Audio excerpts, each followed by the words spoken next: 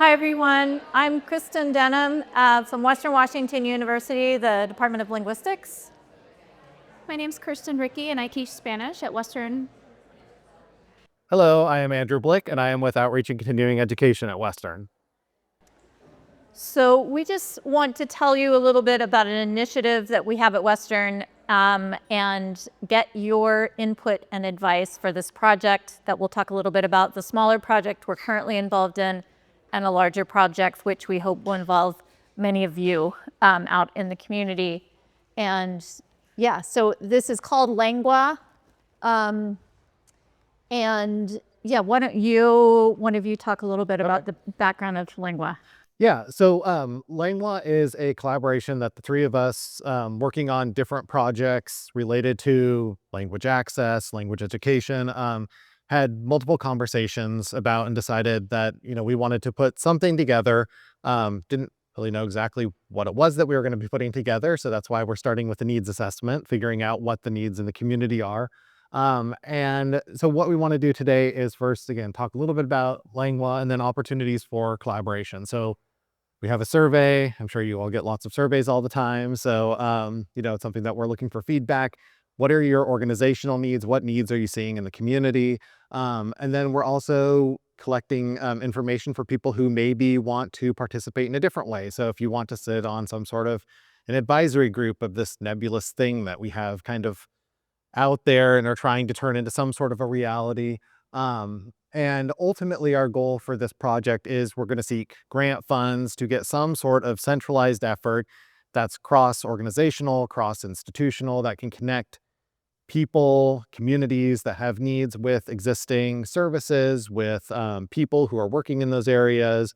So thinking of community access, research, education, bridging all of those things.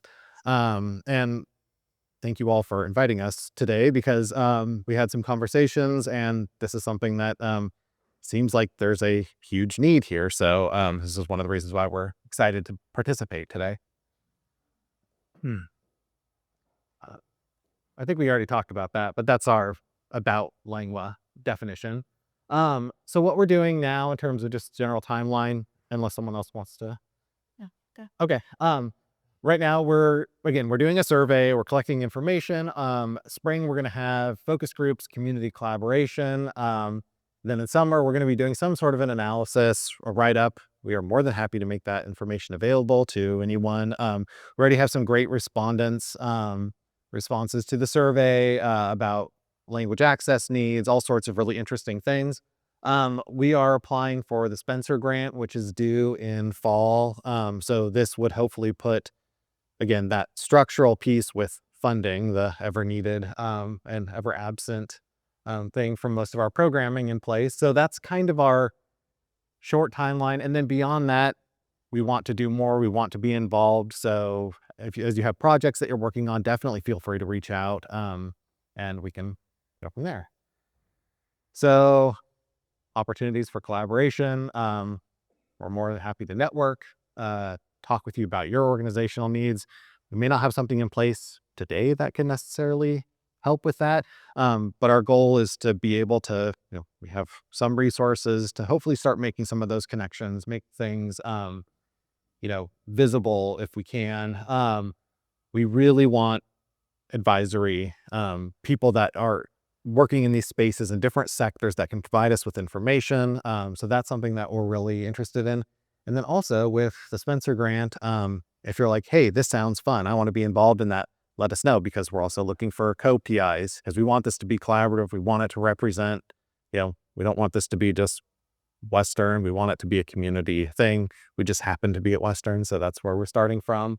So that's kind of one of the things. We have sign-up sheets as well, which we'll bring around. But if you're interested, you can put your name on one of these and we will reach out to you after the session.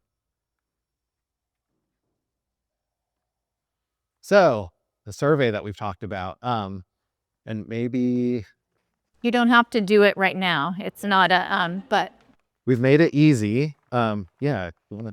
Can these? Sure. Here, I will take one and thank you. So we've made this very easy for you. One side is our contact information. So you can take more if there are other people in your organization. They're like, hey, someone else may want to be involved in this. So it's our email addresses as well as a website that we've started with a lot of the information that you've already seen here. And then on the reverse side is a QR code as well as a link out to our survey. So we encourage you to participate. You don't have to answer all the questions if you're looking at it saying, you have survey fatigue from other surveys that you're doing. But the more information you provide us, the better than our final write-up is going to be. So. Yeah, and I just add to that, and then we'll let you ask questions either about the short-term project, which is we just have a small internal grant now, a Western grant, to do the outreach we're doing now, or about the larger grant where Andrew mentioned the co-PIs. Those are just principal investigators. We're interested in getting other members of the community, community organizations, nonprofits, to be partners on that grant with us, as well as school district employees and many kinds of people in the room to also be a part of that grant. So we're happy to talk more about what that might look like and what kind of commitment that would be, and what the budget would look like, for instance, what the benefits are. So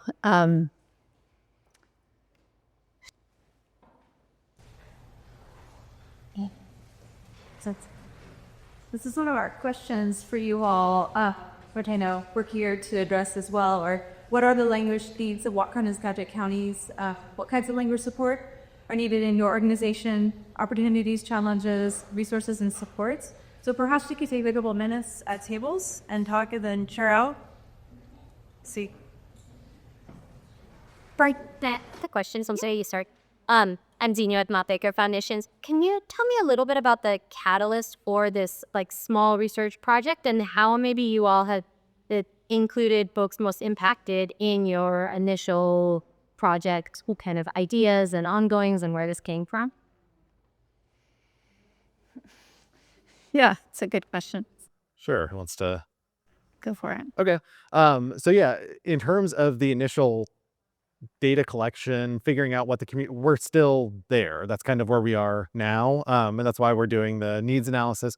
We started this among the three of us a little over a year ago, just informal conversations about, what we're seeing within our respective departments on campus, from students, just kind of looking at, informal conversations. And then those continued to develop. And then we also very quickly became aware that there are pretty big areas that we're not familiar with that, a lot of the community partners were bringing, as we started having these conversations, bringing up to us. We are still in the process of mining different community organization web pages for people that may be interested in this type of thing to send out information to say, hey, is this something that you're engaged with? Let us know, participate in our survey, reach out to us directly. We've had a few meetings with community organizations who have said, hey, this is what we're doing. We want to share this out. So we haven't really formed, again, that's kind of why we haven't formed anything specific, because we want to get that feedback before we start coming in with a framework or something that we're placing on top of. Yeah. Go ahead. Well, I was just going to add more generally, maybe why us and what we're doing. I'm in the linguistics department. I've been at Western since 1996, and I work with so larger issues of language, linguistic discrimination, language access, languages of lesser diffusion, and so that's sort of personally where my own research and teaching comes in, and working with students and all aspects of that. And then, Kirsten, I think an important connection for you is your employee language program and the other programs that maybe just are useful for people to know about. Yeah, so April and I collaborated, and I should have a graduate of our programs here. We've collaborated on a program that provides language workshops, conversational language workshops to Western's faculty and staff. And we can really see the value both to the students, the student facilitators, and to the participants, as well as just the importance of providing That's our professional development, the faculty, staff, across all areas of the work. And so that's gotten us thinking about the kinds of resources we have at Western, and as Kristin mentioned, thinking about the kinds of things we work on, and then how we make that a resource for the community at large. So I think that will be a question that I would add for this too, is how can we be of service for these kinds of conversations, for these kinds of projects, like thinking about the resources that we have, how we can create to the conversation. Would you be able to share some of the specific needs that students at those informal conversation is brought up for urbanization? Sure. So I think one thing that's come up is, we have Kirsten's example, the employee language program is fantastic because we had a conversation with WeCoo and they had a need for something similar. So we actually kind of looked at WeCoo or looked at the employee language program. And then Kirsten, as well as some students, figured out how to articulate their needs through a similar type program. So now we're offering the employee language program at WeCoo as well. So that's one example. And then also just hearing from students who are, languages, enrollment in languages is down, unfortunately, overall. I think that's an appropriate thing to say. And it's something that, looking at employment opportunities, showing that there's tons of opportunities related to language education, language justice that, we want to make sure our students are aware of. So that was one of the other things that we're kind of positioning this from. And then in my role with community and outreach, we're having conversations with a lot of the school districts about college and the high school, seeing what their needs are. So again, kind of related, but not directly. But one of the things that brought up is, language classes that are taught in, Spanish or taught in a different language, for heritage speakers. So looking at those types of opportunities. So again, we're just seeing all these kind of needs and a lot of people involved, but a lot of also lack of kind of any coordination, or not necessarily coordination, but just kind of opportunities where other people may be able to step in and provide guidance, help, support, may have some great information that would help another project that's going on. So that's another piece where we saw some needs. He's turning up and we with heritage. Yeah, so usually when we talk about heritage language speakers or learners, they're people who've grown up speaking a language that's not the dominant community, that they haven't necessarily, so they have a lot of oral proficiency, but they haven't necessarily got to formal education in that language. Well, I'm going to shoot it brief, but we could probably follow. I had never reflected for you. Then you talk about language instruction, or you're talking about learning languages, and it's limited to spoken languages, separate from any teaching of people how to interpret in the language or translate the language. I would say most of the language courses that we offer, certainly at Western, are focused not necessarily on those special skills like interpretation.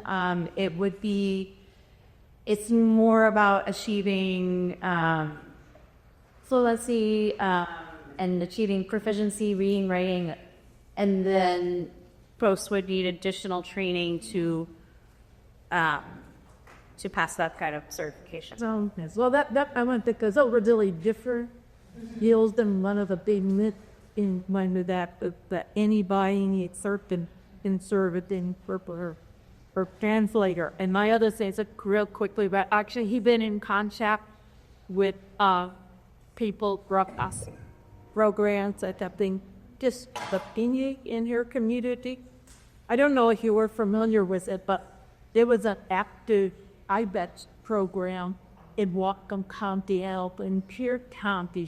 IBET is a program that it is a career education programs for adult English learners, and they were ended. They lost their Convening there wasn't enough support, and I think it could really help if you talk to them about that. And the other part of it, I know I'm afraid with it. I know the people who are the instructors in those programs.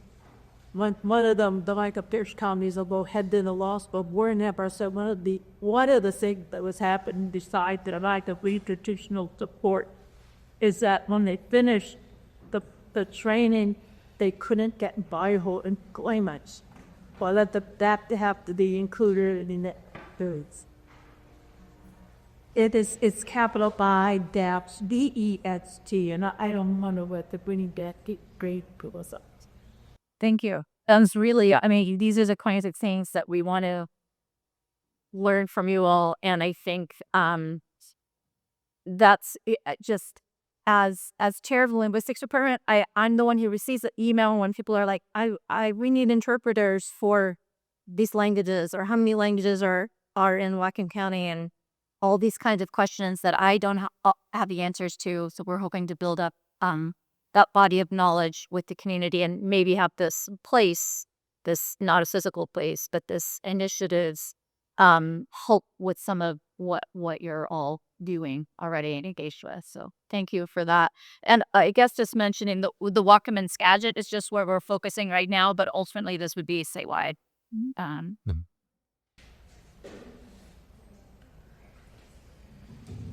All right, unfortunately, I think we ran out of time for this longer discussion, so hopefully people can get back to you in the survey. And thank you so much for coming today and sharing about what you're doing.